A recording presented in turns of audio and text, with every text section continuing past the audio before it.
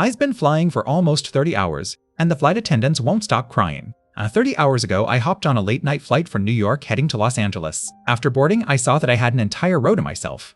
Takeoff passed without incident, and soon I was stretched out for a nap. I slept for a few hours, but I woke up to some severe turbulence. When I looked out my window, I was shocked to see nothing but wide-open ocean. There's obviously no ocean between New York and Los Angeles. I hit the call button. The attendant flipped off the light and leaned in.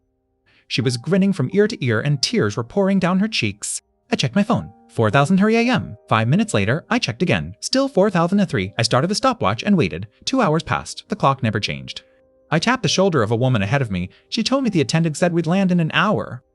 I told her we'd been talking 2 hours ago. She looked at me like I was insane. A male flight attendant grabbed my shoulder. He was grinning, tears dripping onto my shirt. "Sir, calm down or I'll call the captain."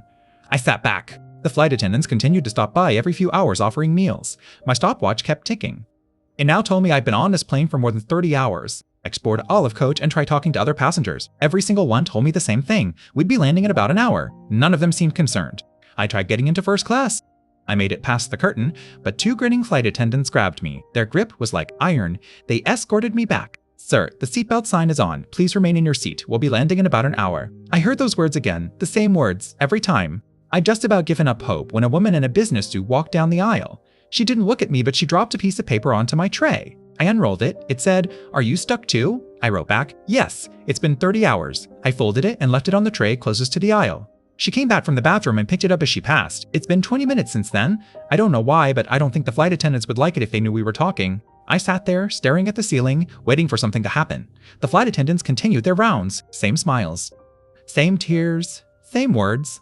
I started to notice things. The same passengers in the same seats, the same conversation snippets, the same drink cart going by. Nothing changed. Nothing ever changed. I realized we weren't flying anywhere. We were trapped, stuck in a loop, circling over an ocean that shouldn't exist. And the flight attendants, they knew. They were always crying. I watched one attendant closely. She was serving coffee, smiling, sobbing silently. Her hands trembled. She looked at me, and for a split second, her smile dropped. She was terrified. I decided I had to see the cockpit. I stood up and walked forward. The attendants blocked me. But this time, I didn't back down. I pushed past them.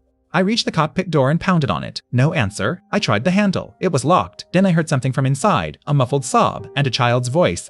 A child's voice, singing a lullaby, over and over, the same melody, the same words, the same trembling notes. I pressed my ear to the door and listened. I stumbled back. The attendants were behind me, their grins wider than ever. Tears poured down their faces. "Sir, please return to your seat. We'll be landing in about an hour." I sat back down, and on my tray, the scrap of paper was back. Someone had written underneath my message, "They're not crying for us. They're crying for her. She's in the cockpit. She's been singing since takeoff." I looked at the cockpit door. The lullaby continued, faint and beautiful and wrong. I understood now. The flight attendants weren't crying because they were scared. They were crying because they knew who was singing, and they knew we would never land.